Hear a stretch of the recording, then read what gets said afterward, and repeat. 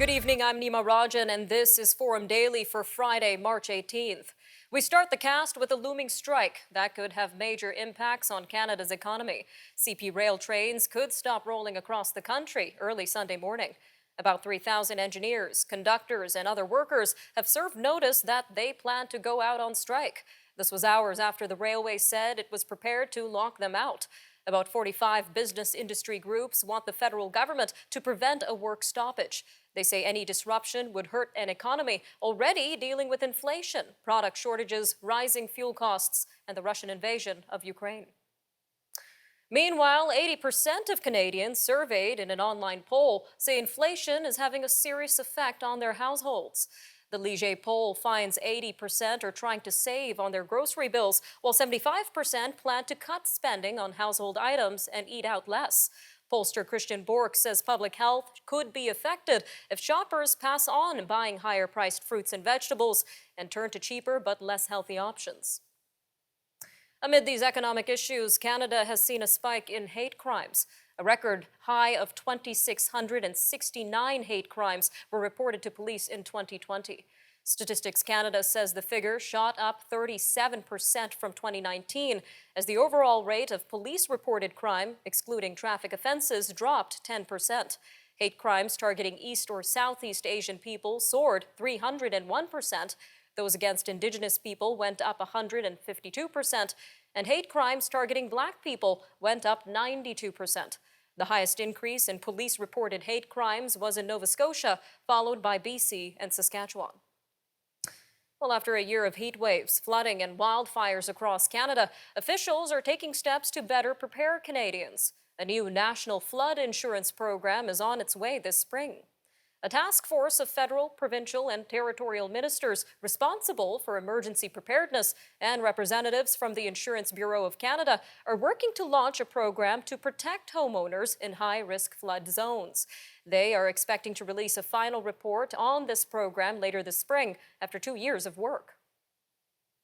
All right, turning to Canada's travel industry now, which is preparing for a travel season free of COVID-19 testing requirements for air passengers.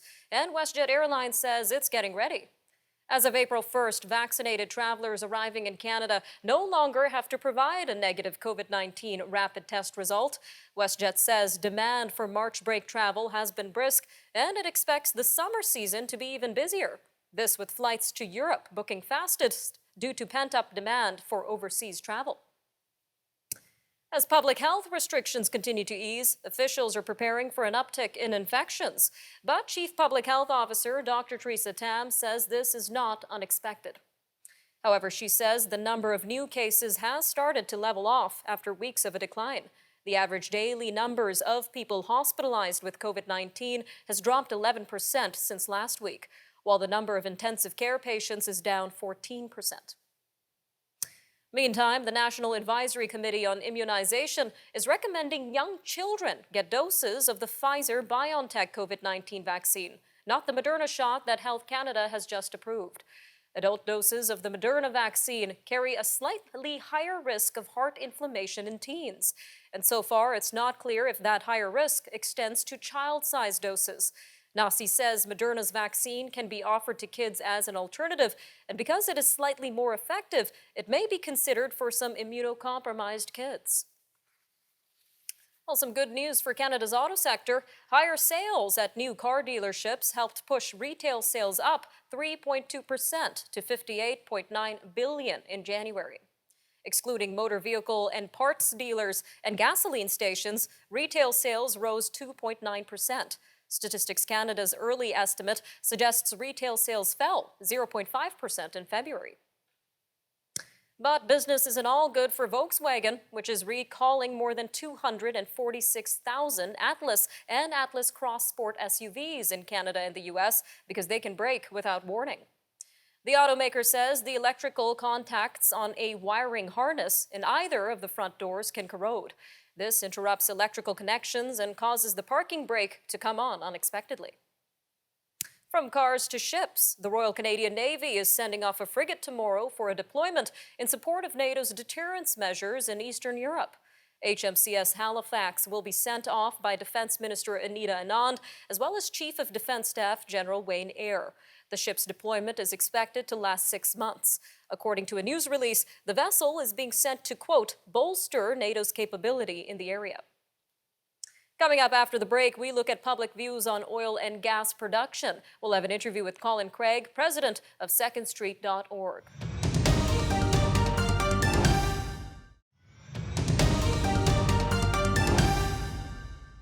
The British Prime Minister was in Saudi Arabia and the United Arab Emirates this week. Among other goals, Boris Johnson was looking to find ways to secure more oil for the UK. This to lessen its dependence on Russian energy supplies. Much of Europe relies on Russian energy, including natural gas. However, after Russia's invasion of Ukraine, markets around the world, but especially in Europe, are looking for other suppliers. And one new poll suggests that Canadians think it should be this country. The poll, commissioned by secondstreet.org, suggests that 78% of Canadians support increasing oil and gas production and exports to reduce the world's dependence on Russia. Well, with us to discuss this poll is the president of secondstreet.org, Mr. Colin Craig. Sir, welcome back to Forum Daily. Thanks for having me. Now, a very timely poll commissioned by secondstreet.org, especially considering this increased demand for energy in the world. So tell us a little bit more about this poll, sir, and why it was commissioned in the first place. Well, the fact of the matter is that over the past, more than the past decade, Vladimir Putin has sold billions of dollars worth of oil and natural gas to Europe, the United States, even Canada, and many other countries.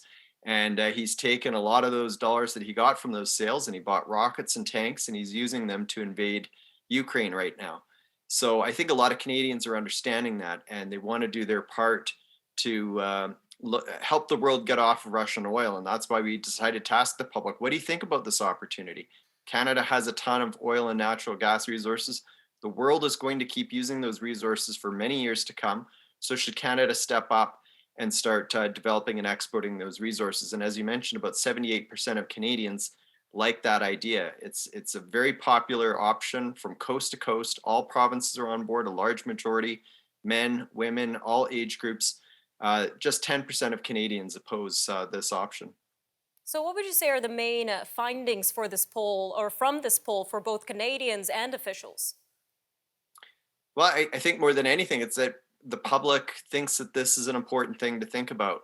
For many years now, governments have they've blocked, obstructed, they've delayed oil and gas projects, and many politicians have done so in the name of climate change. That's been their suggestion, is that somehow we're saving the planet by keeping Canadian oil in the ground while other countries simply increase their oil production. It doesn't make very much sense at all, and one could argue it actually hurts the environment because Canadian natural gas especially could be exported to other countries that are currently using coal for their electricity generation right now. And those countries could switch from coal to natural gas, and that can really help to reduce emissions. So keeping our natural gas in the ground doesn't really make a lot of sense. But I think this poll more than anything shows is that it's important to think beyond just simply the environment and the economic benefits of developing Canadian resources, but also sort of the geopolitical importance as well.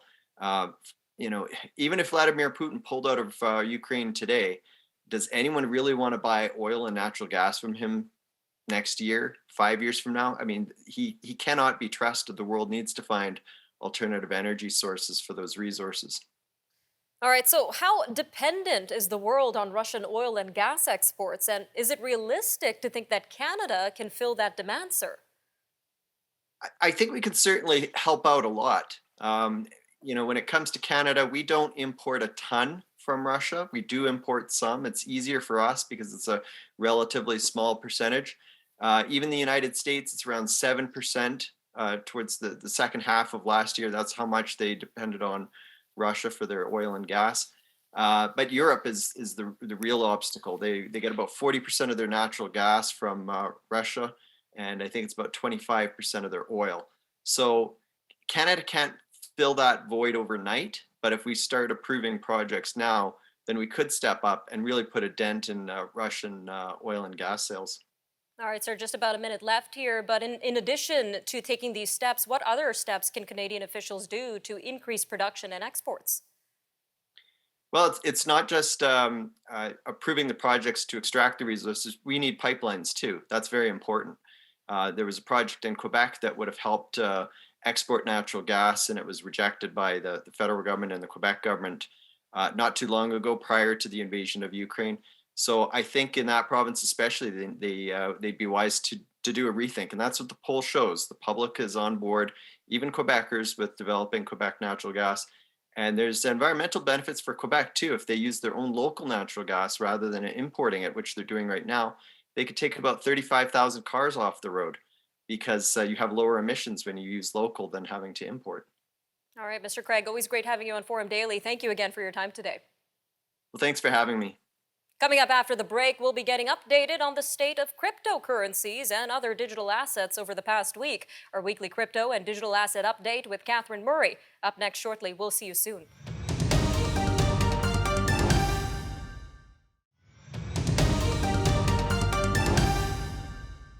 Welcome back. Up next, Forum Daily's cryptocurrency and digital asset update with Catherine Murray, host of The Buck Stops Here. All yours, Catherine.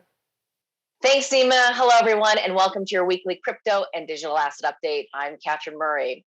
Well, we are seeing some stability within the cryptocurrencies today. We are seeing Bitcoin up by about 1% or so, hitting that $41,000 mark. And we'll see how it, of course, ends up, given the fact that these markets are traded 24/7. Do not forget that. Hence, you can see quite a bit of volatility and movement. Taking a look at some of the crypto stats right now, the overall market capitalization stands at $1.8 trillion. Bitcoin accounts for about 42% of that value, and Ethereum accounts for 18%. Those are the two largest. I do want to point out, though, that Ethereum is down by about 42% on a year-to-date basis. So just to kind of put things in perspective in terms of how much volatility and swings we've seen in the crypto world, just like we've seen in the equity markets as well. A lot of headlines this week that continue to show firms interested in moving into the crypto and digital asset world. I'll go through them. Virtue Financial, for one, which is a multi-billion-dollar market-making firm, is looking to expand into the cryptocurrency world or crypto wholesale world. Keep in mind that a wholesaler on Wall Street is a market maker. They provide liquidity and price discovery. So we'll see what that looks like in the crypto or digital asset world. And again, that's according to sources. Away from that, a blockchain company called Consensus announced a $450 million raise, valuing the company at about $7 billion. And interestingly, they've got backing from SoftBank as well as Microsoft. So some big players, again, continuing to move and invest into the space. Overseas, El Salvador could launch their Bitcoin bond next week. Details are unclear. The timing is unclear as well, in part because of the Russia-Ukraine war. Away from that as well, and in speaking of the war, interesting to note that there, of course, are sanctions that we've seen countries place on Russia. The U.S. Senate Banking Committee announced a hearing in order to understand crypto use in sanction evasion.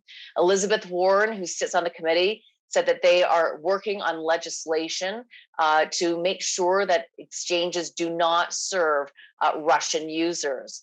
Echoing that sentiment, we've got from the UK regulators basically saying that and warning that crypto firms are not exempt from Russian sanctions and that they are expected to comply with the sanctions. So you are hearing more regulators focused on that to make sure that there's no bypass here by using cryptos to support any Russians that are on the sanction list. On the regulatory front, really interesting this week from the European Parliament. They did pass a landmark crypto bill with wide majority. Away from that, you may have seen GameStop. They reported their fourth quarter. This, of course, is one of the meme stocks that's been in the news, meme stocks. They are planning to launch an NFT platform. We also heard at a conference from Mark Zuckerberg, the Facebook founder and CEO, saying that NFTs, non-fungible tokens, are coming to Instagram. Did not announce what the details would look like at all. But recall, Facebook changed their name to Meta back in October, really to reflect their focus on the metaverse and a virtual reality. They changed their name to Meta. And away from that, interesting as we look at Apple, it's a $2.5 trillion company. Many analysts on Wall Street talk about all the growth opportunities that they have, whether it's self-driving cars or what have you. There's an interesting report suggesting that the iPhone could be the tool that onboards millions more to the Apple ecosystem by creating a user-friendly way to interact with the crypto economy, according to Rick Burton. Pretty interesting on that front because we know how involved so many of us are in the Apple ecosystem. Imagine what it would look like if crypto became even a small part of that. Nima, I'll leave it there. Back to you. iPhones and crypto. Very interesting, Catherine. All right, that was Forum Daily's cryptocurrency and digital asset update with Catherine Murray. For more analysis and news on the markets, be sure to follow Catherine Murray on The Buck Stops Here. Meanwhile, a major online money mover has taken a step to help people in Ukraine or those trying to flee the war-torn country. PayPal says users can now send money to Ukrainians, whether they're still in the country or are now refugees elsewhere in Europe. Before now, people in Ukraine were only able to use the payment site to send money out of the country. But now, users can also receive funds and make transfers inside Ukraine and abroad.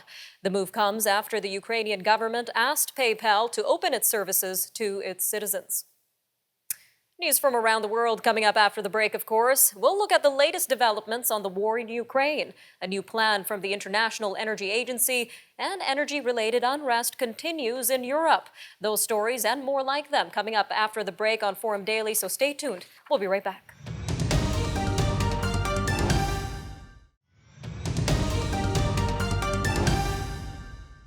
Moscow police say more than 200,000 people were in and around a stadium as President Vladimir Putin appeared at a huge flag-waving rally and praised his troops in Ukraine.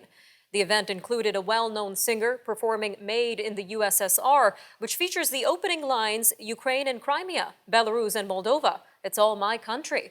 Russian forces continue to pound Kyiv today and launched a barrage of missiles on the outskirts of the western city of Lviv.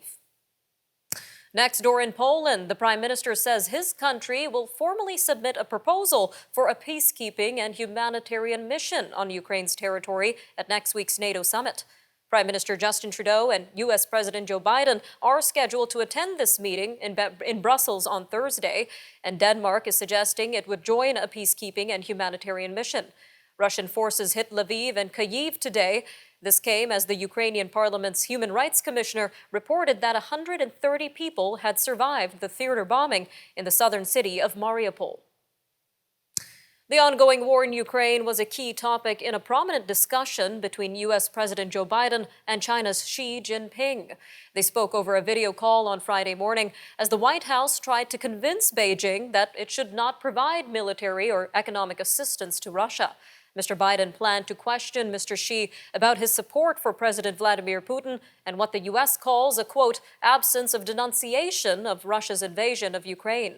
In the days after the invasion, Mr. Xi's government tried to distance itself from the offensive, but avoided criticizing Moscow. Meanwhile, the International Energy Agency has come up with a 10-point plan that would quickly reduce global oil demand by 2.7 million barrels a day. This would ease the supply crunch caused by Russia's invasion of Ukraine. The Paris-based agency says if advanced economies followed this plan, they could cut oil demand by the same amount as all the cars in China within 4 months. It says actions including reducing highway speed limits could significantly reduce oil demand, make fuel cheaper, shrink Russia's hydrocarbon revenue, and boost efforts to reduce greenhouse gas emissions. Well, this comes as higher energy costs are stoking unrest in parts of Europe. Spain is deploying more than 23,000 police amid a trucker strike on Friday. This while farmers in France and Greece are snarling traffic amid their protests. Russia's war in Ukraine has further pushed up costs for oil and natural gas in Europe, driving record inflation. And this makes it ever more expensive for farmers and truckers to fuel their equipment and vehicles. A walkout by a group of truckers in Spain has devolved into attacks, and police are escorting convoys of trucks that are still working. Moving to West Africa now, where Mali's government has suspended 2 major French media outlets, cutting off the main sources of international news in the country. Malian authorities are accusing Radio France Internationale and France 24 Television of broadcasting false information about alleged army abuses. The move is the latest sign of escalating tensions between Mali's government and its former colonizer that has spent the last 9 years trying to upend an Islamic insurgency. Disputes between the media and government can also be seen in Afghanistan. An Afghan journalist says the Taliban intelligence men came in the night to arrest 3 staff of Tolo TV, which is one of Afghanistan's largest television stations. The country's new rulers apparently didn't like a story that the broadcaster aired. It was on their decision to ban foreign drama series from local television. This is according to Kapal Waksapai, head of Tolo News, who was among the 3 arrested. They have since been released. Some troubling news to the east. Hong Kong's total coronavirus infections have exceeded 1 million. Nearly 97% of the cases come from Hong Kong's current wave, which began in December. Since February 9th, nearly 5,200 people have died from the virus. The total number of deaths in Hong Kong, 5,401, have exceeded the fatalities recorded in mainland China at 4,636. Mainland authorities have counted over 126,000 confirmed cases, but unlike most countries, China does not count asymptomatic cases. Well, we end the cast with some promising news for green energy in South Korea, which has created 92,000 solar panels in hopes of replacing coal as a fuel source. The floating panels are in the shape of plum blossoms, which gently float on the surface of a southern reservoir in Hapcheon. The floating solar photovoltaic is able to generate 41.5 megawatts, which is enough to provide power for 60,000 people. That's a lot of power. All right, I'm Nima Rajan, and that'll do it for your look at national and international news for today. Take care, Canada, and have a great weekend. We'll see you next time on Forum Daily News.